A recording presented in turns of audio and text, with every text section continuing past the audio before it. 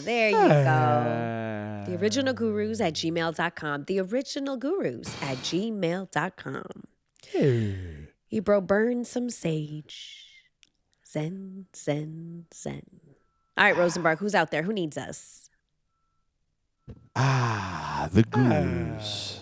The gurus. TheOrignalGurus@gmail.com. TheOrignalGurus@gmail.com.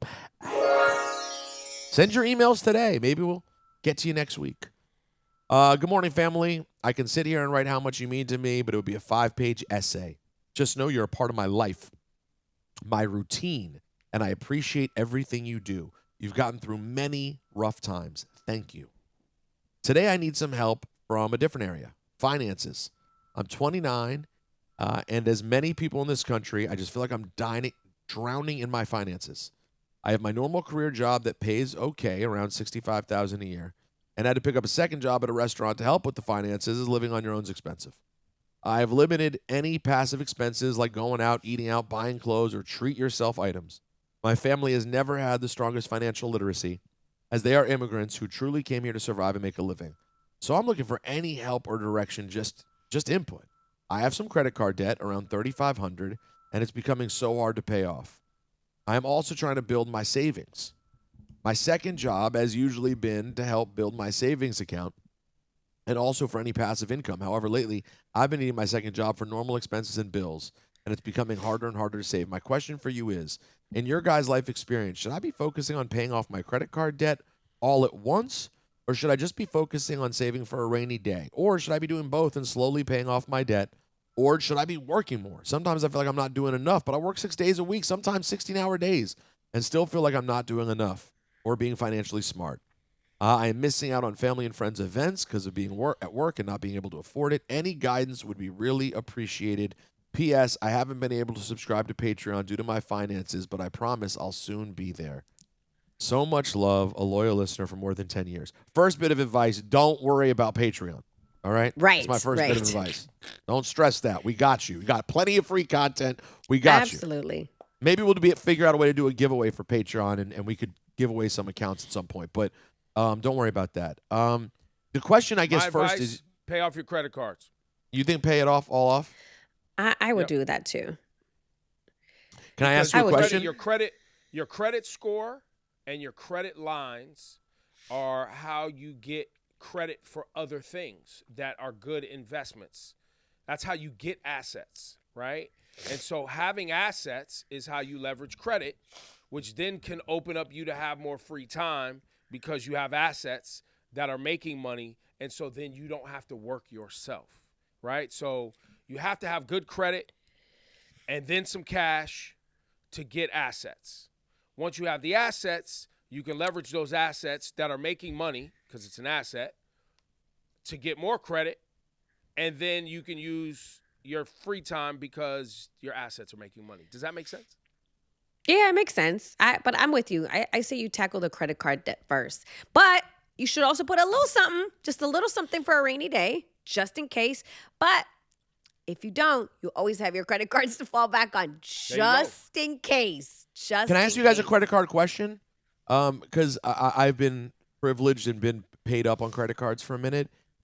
Is it dumb to do the thing where if you have an interest rate on your credit card, if you find a credit card that has no interest for a year, is it dumb to do a balance transfer and get that year at no interest somewhere else and give yourself that year to pay it off?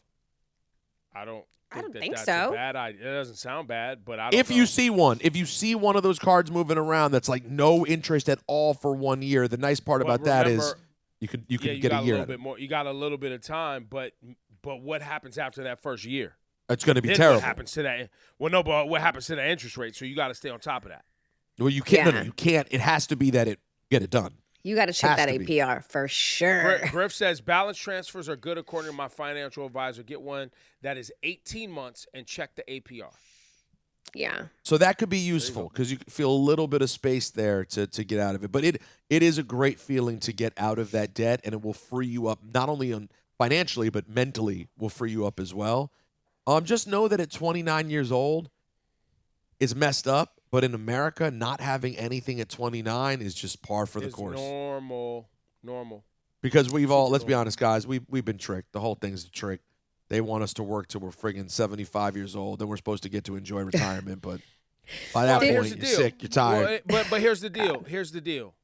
If your parents were not able to leave you with a little something, whatever that little something is, whether that's some sort of asset or some cash or something, if they were not capable of doing that, but what they did give you was lessons in life, access to higher education, and these other things, it's your job to take that and now get ready to build the next thing, right? It takes generations to build something in this American social experiment.